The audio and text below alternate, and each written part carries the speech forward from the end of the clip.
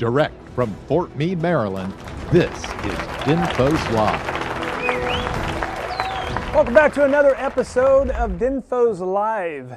Today we're going to be talking media literacy. And I have with me 3 Marine Corps Communication Strategy Officers, or ComStrat officers, Majors Greg Carroll, Major Joshua Larson, and all the way from the luxurious travel destination of 29 Palms, Major Jennifer Giles. Thank you for joining us. Gentlemen, if you would have a seat, we'll get into our positions here. And I should point out that Major Larson is going to be taking the media queries or questions, media queries. See, I make keeping you a ComStrat officer.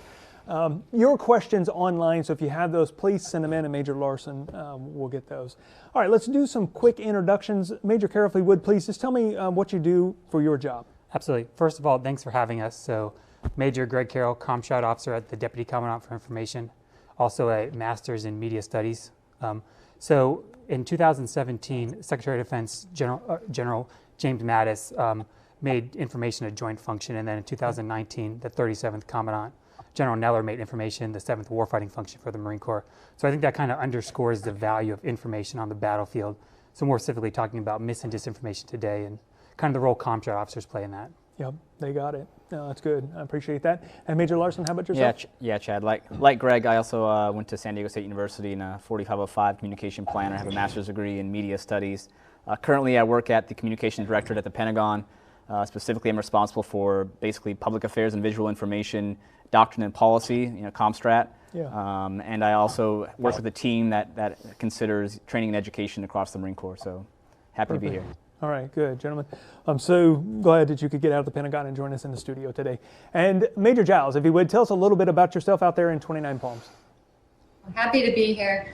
So I have a master's in defense studies from Naval Postgraduate School, and also my master's in security studies from Marine Corps University, where I recently completed my thesis on media literacy and combating mis and disinformation.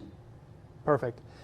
So first off, very qualified guests on the show, and with 3 of them, we'll be able to answer hopefully any question you throw our way, so please start sending those in.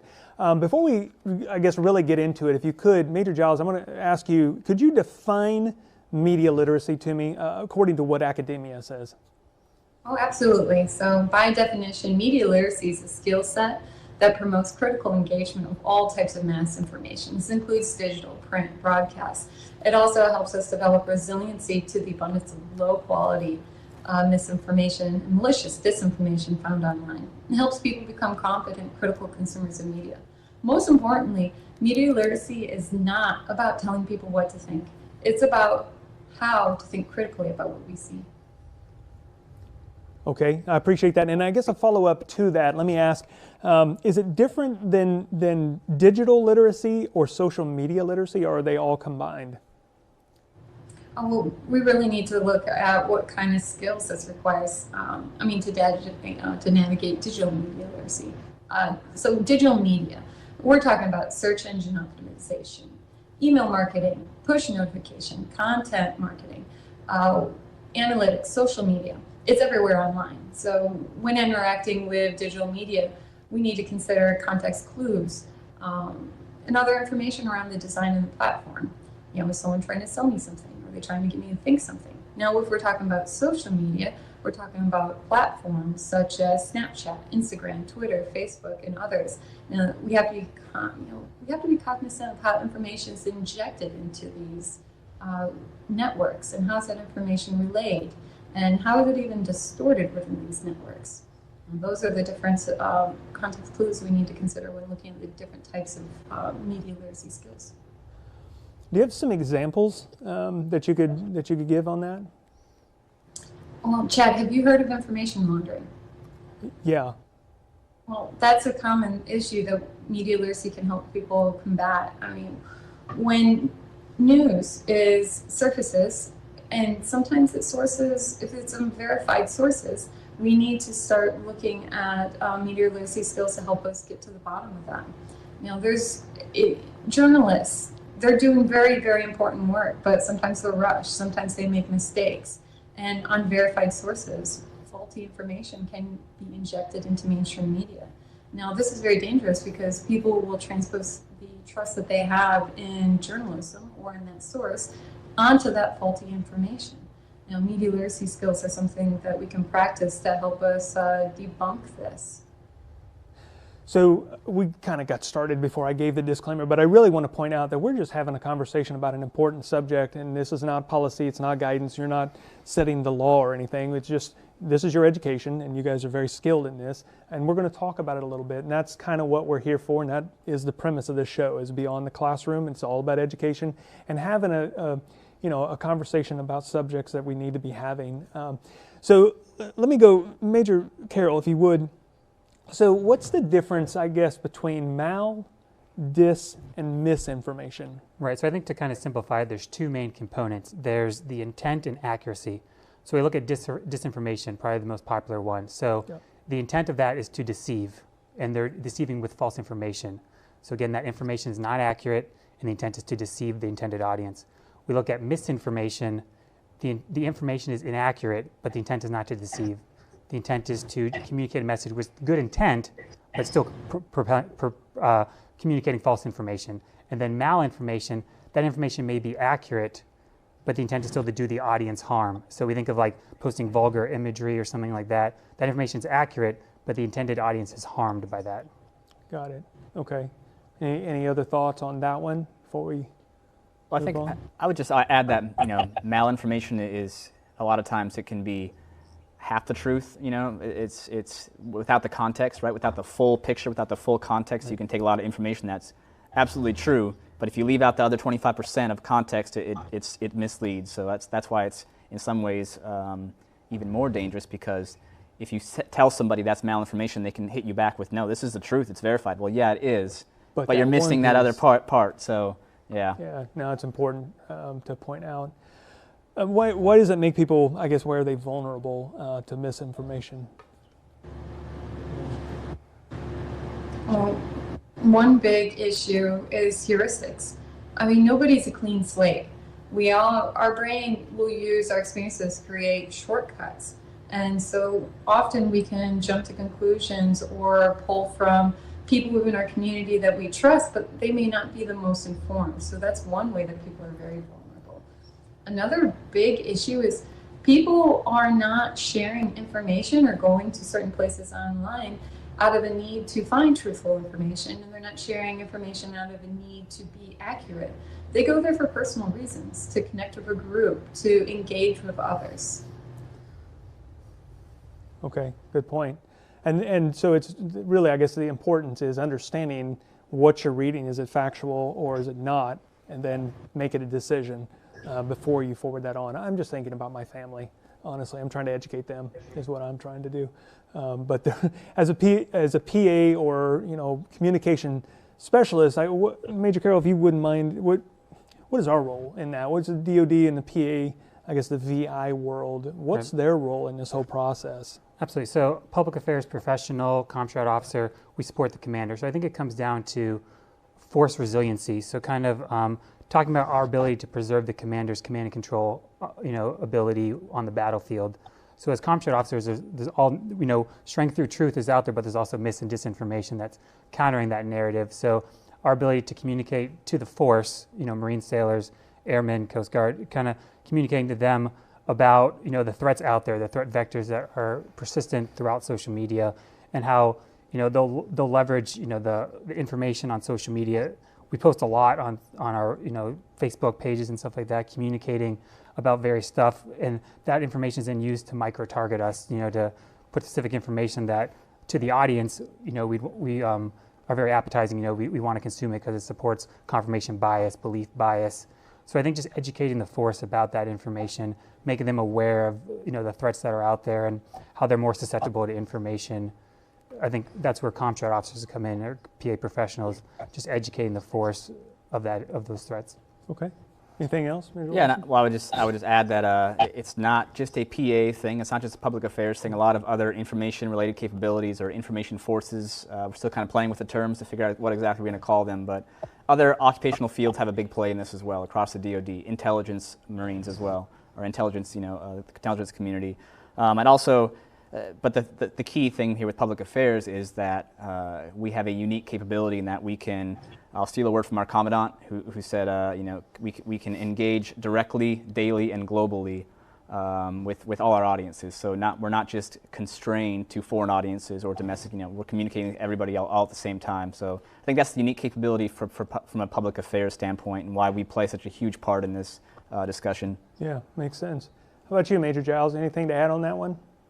Yeah, just to bring it back, I mean, I've been asked many times, why is media literacy important? And quite bluntly, I've had people ask me, I don't need media literacy. Isn't media literacy just for kind of dummies who believe whatever they see online?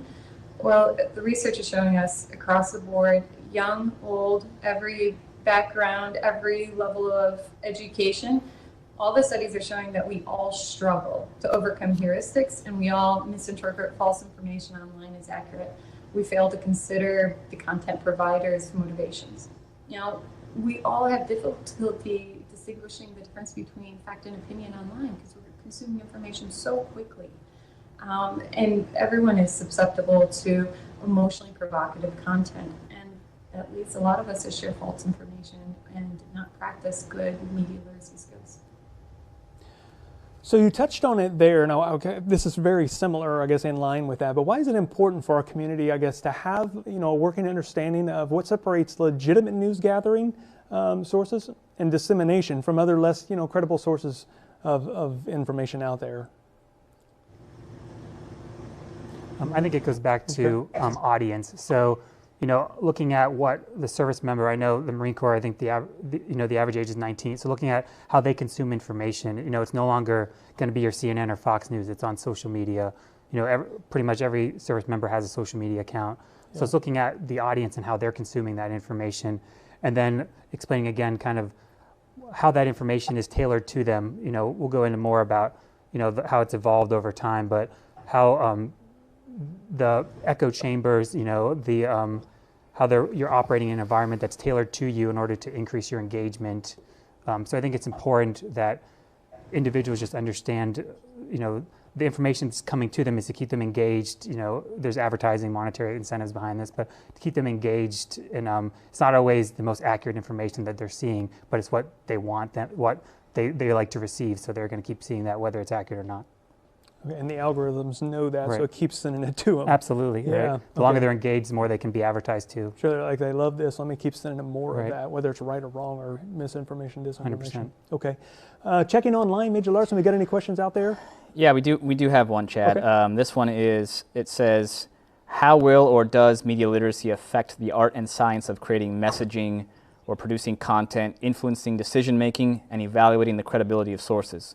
That's a good question. I think it kind of dovetails off what we were just talking about. As Major Giles said earlier, the amount of low quality but entertaining information out there. Yeah. And our challenge is that we can't play the low quality game. We have to provide the truth, and it has to be high quality information, but it has to be in a way that is engaging and is interesting enough to combat the noise of all the low quality information. So I think more creativity, more engaging ways to communicate with our audiences without getting too silly. Right? I think as a U.S. military, we can't. Yeah. We got to be careful about sacrificing our professionalism and our professional demeanor for the sake of getting more likes and followers. You know what I mean? Yeah. So we talked about it when we did the social media show. Actually, that was a big part of that show. And we talked about, like, it's not always about getting the likes. It's also about, and there's a gray area, and Sure. there's a fine line being engaging and entertaining, but not over that line. Sure. And that's a toff balance. Yeah, and I read somewhere recently, it was talking about, comedians, it's an art form. Like, not anybody can be funny. If you try to be funny, you might just come off as being stupid, which is obviously not what we want to do as a DoD. So it's definitely a challenge. Get some more young creative minds out there, and I think we already have them. We just gotta find better and more interesting ways to get them out there. Sure. Anything else on that, Major Carroll? No, I think Josh covered it. Yeah. Okay. 100%. I think another point is the media landscape it's really evolved over the past 10 to 20 years. And many would say that journalism as a business model is facing a crisis or a very large transition.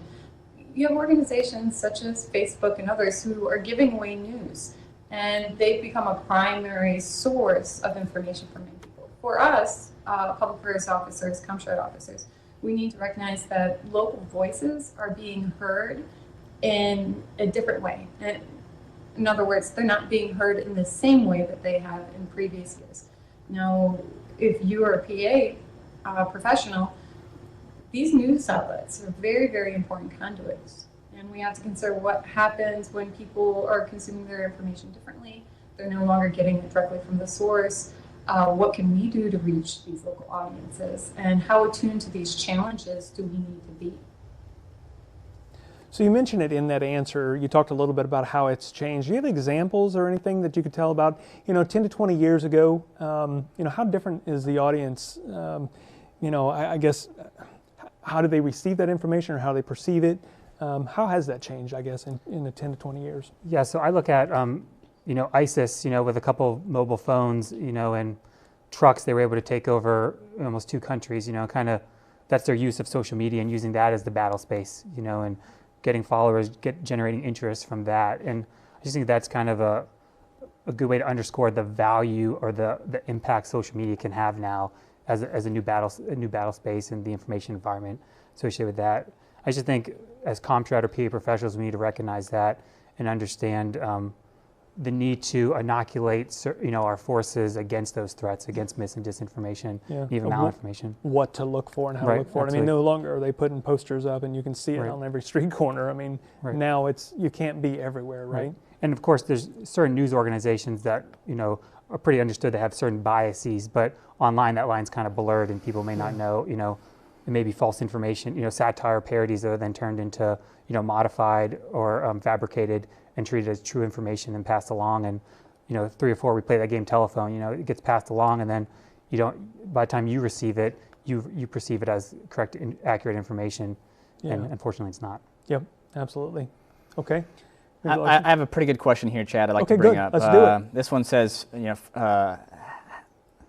how should PAOs and ComStrat officers advise their bosses about social media and how to engage with social media? And that's a good question, and I don't know if there's a right answer necessarily. I think we're all still trying to figure this out. I would offer that I think it's a conversation that a lot of PAOs are having with their bosses. I always bring up this point when my boss talks to me about this. I bring up, there's hundreds of books about social media and how to use it online, and you can order in Barnes & Noble. There's probably a wall of books on social media, but it's all from the private sector, and it's about how to use private sector methods to make more money. It's marketing. So as government communicators, where we're not worried about dollar signs, we're worried about truthful information. There's not a whole lot out there well defined that we can reach out to and use and point to. So definitely a challenge, and I don't know if Major Giles has probably come across that in her studies. Well, leaders are tuned in to the fact that social media is increasingly significant when it talks about moving information and news. And we could go off on different directions with this, but the big question about asking the commander who their audience is, that's like the first step. Once we identify there, then you can start considering different guidance. Now just PA professionals, ComStrat officers, we all go through DINFOS. So the motto, strength through truth, right? So I think that kind of underscores educating your commander about having them online to to put out a narrative that then can hopefully counteract that mis or disinformation that's out there. Hearing from the source is a good way to communicate a message that you want your audience to hear. Obviously, PA ComStrat officers, we know that. So just think that having them as part of the conversation cannot hurt or hinder your ability to communicate the intended narrative and to compete with those threat narratives that adversaries may be trying to push. And then information as a warfighting function, inform is one of those capabilities. So I think just informing can't be underscored enough. Back to that question, it seems like it also depends on how knowledgeable your boss is on the subject. And then the second factor is it'll change tomorrow. Sure. I mean, the social media kids are using today, a new platform I'm sure shows up, frequently. So, it was Facebook for a long time and Twitter, and then, LinkedIn is a little more professional. But then you kind of get into TikTok and Snapchat, and the list goes on and on and on. What'll be tomorrow's social media or social media platform? Do you have any more questions online? Because I'm about done, but we want to answer those questions online, obviously. Yeah, let me get. There is one more on here. Okay. And while you're looking for that, remember, folks, the conversation continues after the show. So if you have questions, these gentlemen and lady will also continue that conversation and answer your questions, or from the schoolhouse, we'll try to do it across the road as well. So Yeah. you find it? There is a question here. It's a tricky one. It says, how can a PAO work to understand and put aside their own assumptions and confirmation bias and stay point of view agnostic? So that's, I think we just kind of answered that, right? Education. We need to make sure we're all educated on what we're talking about, and even from the services, from a DoD perspective. And as a guy who works in the Pentagon and deals with policy, without getting into too much detail, I will tell you that at the highest levels, our senior officers are concerned about this and trying to find a way forward. And I'll tell you that there's, even amongst the services, there's some different opinions, where you get a bunch of people in a room and everybody kind of has a little bit different way of understanding this thing. So kind of back to our last question about there is no right or wrong way necessarily. There's more right, and there's definitely wrong, but there's not exactly here's the model that you use. Yeah. And again, because of everybody that can just get into social media and use it to potentially harm us, right? So. Okay.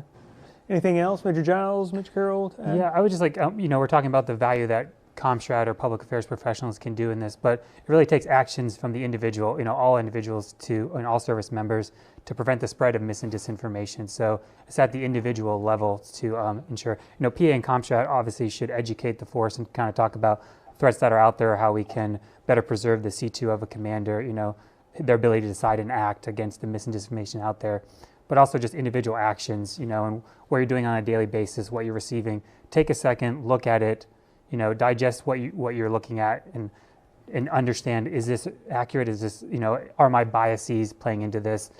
Or should I not spread what I'm seeing right now? There you go. Okay.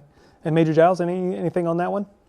I would just really echo what Major Carroll said, is taking responsibility for the information you share. That is the big foot stumper, is before you share something, you think about, is this accurate? Do I want to take ownership of this action?